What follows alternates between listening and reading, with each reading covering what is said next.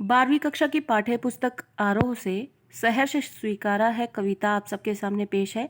इस कविता से संबंधित इस भाग में हम एमसीक्यूज देखेंगे और टर्म 1 से संबंधित कुछ प्रश्नों को हल करते हुए उसकी एक तैयारी करेंगे। तो शुरू करते हैं। प्रश्न नंबर 1 यहाँ पर है कवि को जीवन की प्रत्येक स्थिति स्वीकार्य है। प्रश्न जो है हमें ये बोल रहा है कि जो कवि है उसको जीवन में हर एक वो परिस्थिति जो नकारात्मक है और जो सकारात्मक है, दोनों ही तरीके की स्थितियां जो है स्वीकार्य है, स्वीकार करता है उसको। इससे कवि का जीवन के प्रति कैसा दृष्टिकोण स्पष्ट होता है। तो इस तरीके के कैसे थॉट्स महसूस होते हैं कि कवि का जो अपना जीवन जीने का जो नज़रिया है वो क्या है। पहला नीरसतापूर्ण, दूसरा सकारात्मक, तीसरा नकारात्मक, चौथा अभावपूर्ण। अभावपूर्ण यानी जिसमें कमियां हो, नीरसता यानी कि बिल्कुल निराशा के साथ एक कोई रस ना हो, उसमें कोई खुशी ना हो, उल्लास ना हो, और सकारात्मक जो कि पॉजिटिव बोलते हैं और नेगेटिव। तो ये कौन सा पॉइंट यहाँ पर दिखाता है कि कवि हर एक चीज को स्वीकार कर ले रहा है। तो पहले का यहाँ पे जो उत्तर होगा वो होगा सकारात्मक, कि कवि जो है जीवन को एक सकारात्मक पक्ष की तरह ले रहा है और जीवन की प्रत्येक स्थिति को स्वीकार कर रहा है। स्वीकार करने का मतलब ये नहीं कि स्वीकार कर लिया और जो हो रहा है उसको वैसे ही ले लिया जा रहा है, उसके साथ अपने आप को ढालते हुए जीवन में आगे बढ़ना जो है वो कवि का यहाँ पर दृष्टिकोण है जीवन को देखने का। तो इस तरीके से का जो ऑप्शन नंबर 2 है वो सही हो जाएगा कि कवि का दृष्टिकोण जो है वो क्या है, सकारात्मक है। अगला प्रश्न है कि कवि अपनी गरीबी पर गर्व का अनुभव करने को क्यों कहता है। कवि जो है कविता के अंतर्गत अपनी गरीबी पर गर्व करते हुए दिखते हैं और इसका अनुभव करने को क्यों कह रहे हैं वो। पहला ऑप्शन है क्योंकि वह जो भी है हमारी अपनी है, दूसरा क्योंकि वह ईश्वर द्वारा प्रदान की गई है, तीसरा क्योंकि वह स्वयं की बनाई गई है, चौथा क्योंकि वह जीवन को बनाए हुए है। तो जो ऑप्शन नंबर 1 है क्योंकि वह जो भी है हमारी अपनी है। कवि के लिए अपने जीवन में जो है सब कुछ अपनेपन पर निर्भर करता है, क्या चीज़ हमारी अपनी है। यहाँ तक कि गरीबी भी जो है वो उनको ऐसा लगता है कि वो जो भी है जिस वजह से भी वो हमारी अपनी है, तो उसको गर्व के साथ अपने साथ रखिए और उसको अपने जीवन की परिस्थितियों के साथ या स्थिति जैसी भी सकारात्मक है नकारात्मक है उसको अपने साथ लेकर चलें और उसको भी अनुभव करें। तो कवि जो है उसको अनुभव करने को क्यों कहता है, क्योंकि गरीबी जो है वो भी अपनी है। प्रश्न नंबर भीतर की सरिता, सरिता यानी नदी, तो भीतर की सरिता से कवि का क्या आशय है। कविता पढ़ते हुए हमने ये बात समझा था कि भीतर की सरिता, अब नदी का मतलब क्या है, नदी में बहुत पानी है जो कि निरंतर बह रहा है, ठीक है, निरंतर बह रहा है। तो भीतर यानी भीतर क्या है यहाँ पर, कवि का मन या फिर किसी और का भी मन, किसी भी व्यक्ति के लिए यहाँ पर उसके मन की बात हो रही है। और सरिता जो है यहाँ पर जो विचारों का निरंतर आते रहना, जो बहुत सारी संख्या में जो विचार आते जाते हैं वो भीतर की सरिता के रूप में कवि अपने कविता के माध्यम से लोगों के सामने रखता है। तो प्रश्न यही पूछ रहा है कि भीतर की सरिता से कवि का क्या आशय है, भावों विचारों और उद्गारों से, दूसरा जीवन के अभावों से, तीसरा व्यक्तित्व की गंभीरता से, चौथा उपरोक्त सभी। तो गा का जो ऑप्शन नंबर 1 है वो इसका उत्तर होगा कि भावों विचारों और उद्गारों से जो मन है हमारा भरा हुआ वो है भीतर की सरिता। अगला प्रश्न है काव्यांश में प्रयुक्त सरिता शब्द किसका प्रतीक है। जो कविता में सरिता शब्द का प्रयोग हुआ है वो किसके लिए ये प्रतीक जो है वो किसके लिए प्रयोग हुआ। अभी हमने पिछले प्रश्न में भी इसे डिस्कस किया है कि सरिता जिसका अर्थ नदी होता है, वो सरिता जो है इस कविता में किस अर्थ में प्रयुक्त हुआ है। सरिता जो कि नदी जिसमें निरंतर पानी बहता रहता है और जिसको आंका नहीं जा सकता, जिसको नापा नहीं जा सकता, वैसे ही हमारे मन में बहुत सारे विचार आते जाते हैं जिसकी कोई सीमा नहीं होती। तो कविता में हमारे मन में जो व्याप्त रहने वाले जो विचार हैं या फिर जो आते जाते विचार हैं उसको यहाँ पर सरिता से बताया गया, सरिता के माध्यम से बताया है। तो सरिता जो है यहाँ पे एक प्रतीक के रूप में प्रयोग हुआ है। तो ऑप्शन देखते हैं इसके, स्थायित्व का, गतिशीलता का, रुकावट का या फिर कठोरता का। तो अब जो है यहाँ पर सरिता क्या है, यहाँ पर सरिता विचार, क्योंकि सरिता जिसका अर्थ है नदी, नदी में पानी निरंतर बहता रहता है, निरंतरता बहने में है और जो नदी में ये जल है वो उसके विचार से संबंधित है। तो अब देखते हैं ऑप्शन नंबर घ का जो उत्तर है वो क्या है, गतिशीलता का। यहाँ पर निरंतर पानी बह रहा है, वैसे ही मन में निरंतर विचार बहते रहते हैं, आते रहते हैं, वैसी ही गतिशीलता है। गतिशीलता मतलब चीज़ों का निरंतर आना जाना, वो गति बनी रहना। तो इसलिए घ का जो ऑप्शन नंबर 2 है वो इसका उत्तर सही हो जाएगा। अगला प्रश्न है, काव्यांश में गरीबी को कैसा बताया गया है? पहला शर्मीली, दूसरा सुखदायक, तीसरा दुख भरी, चौथा गर्बीली। तो जो प्रश्न नंबर ड है वो उसका काव्यांश में जो गरीबी को किस तरीके से बताया गया है, वो है गर्बीली, यानी गर्व से उस गरीबी को स्वीकार करना, क्योंकि वो जो भी है वो अपनी है, जो हमने कविता के अंतर्गत पढ़ा है, जो कवि का विचार है कि गरीबी कैसी है, गर्बीली है, यानी उसे गर्व से स्वीकार करने वाली वो भी एक चीज है। तो गरीबी जो है गर्बीली है। प्रस्तुत काव्यांश में तुम संबोधन किसके लिए प्रयुक्त हुआ है? जब हमने कविता पढ़ी तो कवि ने कई जगह पर तुम शब्दों का प्रयोग किया है, जो कि एक संबोधन शब्द है। अब वो किसके लिए प्रयुक्त हुआ है, उसके लिए हमें 4 ऑप्शन दिए हैं प्रश्न में। पहला है स्वयं कवि के लिए, दूसरा प्रेयसी के लिए, तीसरा समाज के लिए, चौथा सर्वहारा वर्ग के लिए। तो यहाँ पर जो इसका उत्तर होगा वो होगा प्रेयसी के लिए। वो अपनी प्रेयसी के लिए इस तुम शब्द का प्रयोग कर रहे हैं, जो उनके जीवन में सदैव उनका साथ बनाए रखे रही हैं, जिसके विषय में उन्होंने पूरी कविता में ज़्यादातर चर्चा की है। तो ऑप्शन नंबर जो 2 है वो प्रश्न नंबर का सही उत्तर हो जाएगा। प्रेयसी के लिए तुम शब्द का संबोधन का प्रयोग किया है कवि ने। अगला प्रश्न है, मीठे पानी का सोता से क्या अभिप्राय है? मीठे पानी का सोता यानी झरना, तो मीठे पानी का झरना जो है उससे क्या अभिप्राय है, क्या मतलब है? मधुर भावनाओं की अधिकता, दूसरा सहृदयता, तीसरा स्मृतियों का अभाव, चौथा प्रेम की पराकाष्ठा। तो जो प्रश्न नंबर ख है उसका उत्तर जो है वो पहला होगा, मधुर भावनाओं की अधिकता। अब जो झरना है उसमें कैसे पानी बहता है वो आप सभी ने देखा होगा, और वो जो पानी है वो कितना मीठा होता है। तो मीठा होना जो है वो अच्छी यादों का यहाँ पर सांकेतिक शब्द बन जाता है। जो मीठा पानी है वो मीठी याद के बराबर है, मीठी भावनाओं के बराबर है। सोता जो है वो किसी भी के अमाउंट को तय करने के लिए प्रतीक के रूप में प्रयोग हो रहा है। तो झरने में कितना पानी बहता है, निरंतर बहता रहता है, लेकिन जो पानी है वो कितना मीठा होता है। तो मीठा पानी जो है सोता में जो बहता है वो मीठे विचार और यादों के और स्मृतियों का संकेत देता है। तो इसलिए इसका उत्तर हो जाएगा मधुर भावनाओं की अधिकता। तो प्रश्न नंबर ख का जो पहला उत्तर है, मधुर भावनाओं की अधिकता जो है वो मीठे पानी के सोता से अर्थ देता है। अगला प्रश्न है, कवि को प्रिय का प्रेम किसके समान लगता है? जो कवि है उसको अपनी प्रेयसी से मिलने वाला जो प्रेम है वो किसके जैसा लगता है? पहला चांद के समान, दूसरा अनंत निर्झर झरने के समान, तीसरा कटीले झाड़ के समान, चौथा कड़वे फल के समान। अब जब कोई भी व्यक्ति अगर अपने प्रेम को याद करके इतने सकारात्मक रूप में उसे याद कर रहा है तो बिल्कुल भी उसके नकारात्मक प्रभाव तो नहीं होने चाहिए। तो कटीले और कड़वे फल जैसे उत्तर तो इसके नहीं होने चाहिए। तो तीसरा और चौथा ऑप्शन तो यहीं पे कट जाएगा। तो इसका जो उत्तर हो जाएगा वो क्या होगा, अनंत निर्झर झरने के समान, जो कि अभी हमने पिछले प्रश्न में पढ़ा है कि झरना जिसमें मीठा जल बहता है, इंसान जिसके मन में निरंतर जो अच्छी भावनाएं देता है वो प्रेम उसी के समान है। तो प्रश्न नंबर ग का उत्तर जो हो जाएगा वो दूसरा हो जाएगा, अनंत निर्झर झरने के समान कवि को प्रिय का प्रेम लगता है। अगला प्रश्न है, प्रेयसी के प्रेम रूपी झरने से कैसा भाव उत्पन्न होता है? पहला ऑप्शन प्रेम का, दूसरा स्नेह का, तीसरा आत्मीयता का, चौथा ये सभी।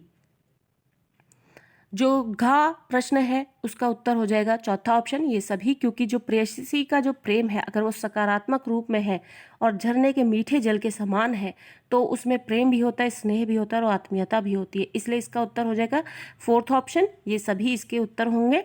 अगला प्रश्न है, कवि द्वारा स्वयं के लिए किस उपमान का प्रयोग किया जाता है? कवि अपने लिए खुद के लिए किस चीज का उदाहरण देता है? मुस्काता चांद के, दूसरा झरने के, तीसरा धरती के, चौथा पानी के।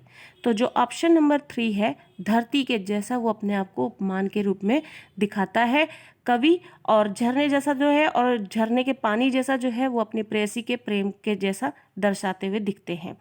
तो इस तरीके से यहाँ पर इसका क्या उत्तर हो जाएगा, धरती के जैसे कवि जो है अपने आप को उपमान के रूप में प्रयोग करते हुए दिखते हैं। अगला प्रश्न है, कवि के चारों तरफ क्या है? कवि जो है कविता के अंतर्गत बताते हुए दिखते हैं कि कवि अपने चारों ओर क्या महसूस करता है या चारों तरफ क्या है महसूस करते हुए दिखते हैं। पहला, प्रिय की आत्मीयता, दूसरा प्रिय की कोमलता, तीसरा प्रिय का स्नेह और प्रेम, चौथा उपरोक्त सभी। तो जो इसका ऑप्शन नंबर 4 है वो इसका उत्तर सही हो जाएगा, क्योंकि कवि जो है अपने प्रेयसी से मिलने वाले प्रेम, कोमलता, स्नेह और प्रेम को चारों तरफ महसूस करता है। तो इसका ऑप्शन नंबर 4 जो है वो सही हो जाएगा कि कवि को अपने चारों तरफ प्रिय की आत्मीयता, प्रिय की कोमलता, प्रिय के स्नेह और प्रेम, ये सभी जो है महसूस होते हैं। अगला प्रश्न है, ममता का बादल से कवि का यहाँ क्या आशय है? पहला है माँ का स्नेह और प्रेम, दूसरा स्वयं कवि का एकाकीपन, तीसरा प्रिय की कोमल भावनाओं से, चौथा उपरोक्त में से कोई नहीं। तो जो ऑप्शन नंबर 3 है, प्रिय की कोमल भावनाओं से, पहली बात तो कविता में कवि ने अपने प्रिय से मिलने वाले अपने प्रेम और आत्मीयता को जो है यहाँ पर बताया है पूरी कविता में, और उनका जो साथ हमेशा उनके साथ बना रहा है उसके बारे में बताया है। दूसरा, ममता का बादल, बादल जो कि एक सकारात्मक अर्थ में लिए जाते हैं, और ममता का बादल यानी कि प्रेम और आत्मीयता जो है वो भावनाएं जो है उसके रूप में कवि को यहाँ पर कविता में प्रस्तुत करते हुए देखा गया है। तो ममता का जो बादल है वो कवि इसका अर्थ यहाँ पर प्रिय से, प्रिय की जो कोमल भावनाएं हैं उससे यहाँ पर दिखाते हुए नजर आते हैं। तो यहाँ पर प्रश्न नंबर खा का जो उत्तर होगा वो तीसरा हो जाएगा, प्रिय की कोमल भावनाओं से। अगला प्रश्न है, कवि की आत्मा जो है वो कमजोर क्यों हो गई है? कवि अपने आंतरिक रूप से क्यों इतना अपने आप को कमजोर महसूस कर रहा है? प्रिय के अथाह स्नेह, प्रेम तथा आत्मीयता के कारण, दूसरा जीवन की चुनौतियों के कारण, तीसरा कार्य के प्रति उदासीन होने के कारण, चौथा अत्यधिक दुख सहन करने के कारण। तो प्रश्न नंबर गा का जो उत्तर है वो आप देख सकते हैं कि जो ऑप्शन नंबर 2, 3 और 4 है, यहाँ पर वो सारी चीज़ें बताइए जो हर किसी के जीवन में आती ही हैं। दुख भी आते हैं, उदासीनता भी आती है और चुनौतियाँ भी आती हैं, लेकिन कवि यहाँ पे एक अलग रूप में दिख रहा है जो हर एक चुनौती को, हर एक परिस्थिति को बड़ी ही आसानी से स्वीकार कर लेता है। तो वो अगर इतनी आसानी से इन सब चीज़ों को स्वीकार कर लेता है तो ऐसी कोई अलग ही चीज़ होगी जो उसे कमज़ोर कर रही है। तो ऑप्शन नंबर 1 जो है इसका उत्तर होगा कि उसको अपने प्रेयसी के या फिर प्रिय के जो है वो अथाह स्नेह, यानी कि जिसकी कोई सीमा ही नहीं है, उतना स्नेह उन्होंने अपने प्रिय से पाया है। उस स्नेह से, मिलने वाले स्नेह से, प्रेम से और आत्मीयता से उन्होंने वो अपने आप को कमज़ोर समझ लिया है। उनको ऐसा लगता है कि अगर वो उनके जीवन से चला गया तो वो अपने आप को बहुत कमज़ोर महसूस करेंगे, और इसी के लिए कवि की आत्मा जो है उनको महसूस हो रही है कमज़ोर, क्योंकि प्रिय के अथाह स्नेह, प्रेम तथा आत्मीयता ने उसे कमज़ोर बना दिया है। तो गा का जो है ऑप्शन नंबर 1 इसका सही उत्तर हो जाएगा। अगला प्रश्न है, कवि के लिए क्या चीज़ बर्दाश्त से बाहर है? तो वो क्या चीज़ जो है बर्दाश्त नहीं कर सकता? पहला ऑप्शन, प्रिय का अत्यधिक प्रेम, स्नेह व आत्मीयता, दूसरा प्रिय से बिछुड़ना, तीसरा भविष्य में यश मान ना होना, चौथा उपरोक्त में से कोई नहीं। अब आप देख सकते हैं कि यहाँ जो ऑप्शन नंबर, यहाँ पर जो प्रश्न नंबर घ है इसमें प्रिय से बिछड़ना और भविष्य में यश मान का होना, ये सारी चीज़ें, ये जो है एक परिस्थिति है जो कवि जो है उसको स्वीकार तो कर सकता है आसानी से, लेकिन प्रेम, स्नेह और आत्मीयता का कम हो जाना जो है उसको सबसे ज़्यादा डराता है कि कहीं वो अपने प्रिय का साथ उससे कम ना हो जाए या छूट ना जाए। ये चीज़ उसको अपने जीवन में सबसे ज़्यादा डराती है, और ये चीज़ वो अपने बर्दाश्त से बाहर समझता है। उसको बर्दाश्त नहीं कर सकता कि उसके प्रिय से उसे मिलने वाला जो प्रेम है, स्नेह है या आत्मीयता है वो किसी भी तरीके से अलग हो या कम हो। तो घा का जो ऑप्शन नंबर 1 है वो इसका सही उत्तर हो जाएगा। अगला प्रश्न है, कवि किससे बाहर निकलना चाहता है? प्रिय की निष्ठुर भावनाओं से, प्रिय के संरक्षण से, अपने माता पिता के संरक्षण से और स्वयं के आत्मनिरीक्षण से। तो इस प्रश्न का जो उत्तर होगा वो होगा दूसरा, प्रिय के संरक्षण से, क्योंकि वो प्रिय से मिलने वाले आत्मीयता, प्रेम और स्नेह से अपने जीवन को बहुत ही एक तरीके से आप कह सकते हैं कि खुशनुमा समझने लग गया है, लेकिन कहीं ना कहीं वो अपने आप को इस मिलने वाले प्रेम से, स्नेह से, आत्मीयता से अब कमज़ोर महसूस करने लगा है। और ये कमज़ोरी अब दिन बर दिन बढ़ती ही जा रही है। उसका ये डर दिन पर दिन बढ़ता ही जा रहा है कि कहीं ये चीज़ छूट जाने से मैं बहुत कमज़ोर ना पड़ जाऊं, जिसके मुझे नुकसान झेलने पड़े। तो इसकी वजह से वो यहाँ से अपने आप को अब मजबूत बनाना चाहता है और इसके लिए वो उससे बाहर निकलना चाहता है। किससे? प्रिय के संरक्षण से। जो उसके प्रिय का, प्रेयसी का जो उसके एक कवच बना हुआ है उसके चारों तरफ से, जो उसको संरक्षित करता रहता है, उसको बचाता रहता है, उसको स्नेह देता है, आत्मीयता देता है, प्रेम देता है, वो उससे अपने आप को अब निकालना चाहता है, जिससे कि वो अपने आप को और कमज़ोर ना महसूस करे। तो इस तरीके से इस प्रश्न का जो उत्तर होगा, वो प्रश्न का उत्तर हो जाएगा दूसरा, प्रिय के संरक्षण से। अगला प्रश्न है, कवि किसके लिए दंड पाना चाहता है? अब कवि जो है कविता में ये भी बताता है कि वो दंड लेना चाहता है अपने आप के लिए। वो कौन सी वजह है, किसके लिए वो दंड लेना चाहता है? अपने व्यक्तित्व और अस्तित्व की पहचान के लिए, दूसरा प्रिय का अपमान करने के लिए, तीसरा स्वयं के आत्मदाह के लिए, चौथा ऑप्शन दुख और निराशा से बचने के लिए। तो यहाँ पर जो ऑप्शन नंबर 1 है, अपने व्यक्तित्व और अस्तित्व की पहचान को बनाए रखने के लिए, जो उसने खो दिया है अपने प्रिय से मिलने वाले प्यार, स्नेह और आत्मीयता में बंधे रहने से, और वो अब अपने आप को कमज़ोर महसूस कर रहा है और इस वजह से वो अब अपने आप को दंड देना चाहता है। वो अपने व्यक्तित्व और अस्तित्व की पहचान को बनाए रखने के लिए दंड देना चाहता है, ताकि वो दंड पाकर वो अपने आप को अपने जीवन में आगे बढ़ा सके। तो यहाँ पे का जो उत्तर होगा ऑप्शन नंबर 1, वो इसका सही उत्तर होगा। अगला प्रश्न है ख, कवि के अनुसार जो भी कुछ उसके पास है वह किसके कारण है? प्रिया के वैभव, कार्यों के वैभव के कारण, यानी जो उसकी प्रेयसी है, जो उसने अपनी मेहनत की है या काम किया है उसके वैभव के कारण, या अपने परिश्रम के कारण, या फिर पहला और दूसरा दोनों, या चौथा उपरोक्त में से कोई नहीं। तो ऑप्शन नंबर जो खा है वो प्रिय के वह कार्यों के वैभव के कारण है। इसकी वजह जो भी कवि के अनुसार जो भी उसके पास है वो उसी की वजह से है। तो कवि जो है वो यही कारण समझते हैं, जो भी कुछ उनके पास है आज वो उनकी प्रेयसी की वजह से है। तो इसका ऑप्शन नंबर 1 जो है वो सही हो जाएगा। अगला प्रश्न है, कवि स्वयं के लिए किस प्रकार की कामना करता है? कवि स्वयं के लिए किस प्रकार की कामना करता है, यानी वो अपने लिए क्या सोच रहा है? तो घोर अंधेरी गुफाओं या सुरंगों में छिप जाने के दंड की, अत्यधिक कार्यों को करने के दंड की, किसी भी प्रकार का कार्य ना कर पाने के दंड की, या फिर मृत्यु दंड की। तो ऑप्शन नंबर जो का है वो इसका उत्तर हमें साफ साफ कविता में पढ़ने को मिलता है कि कवि जो है वो ये सोचता है कि वो घोर अंधेरी गुफाओं या सुरंगों में कहीं छिप जाए और यही वो अपने लिए एक उचित दंड समझता है, और इस तरीके से वो अपने आप को दंड देना चाहता है और यही वो कामना करता है। तो प्रश्न नंबर गा का जो पहला ऑप्शन है वो इसका सही उत्तर हो जाएगा। अगला प्रश्न है प्रश्न नंबर घ, कवि अपने वर्तमान संपूर्ण अस्तित्व को क्या करना चाहता है?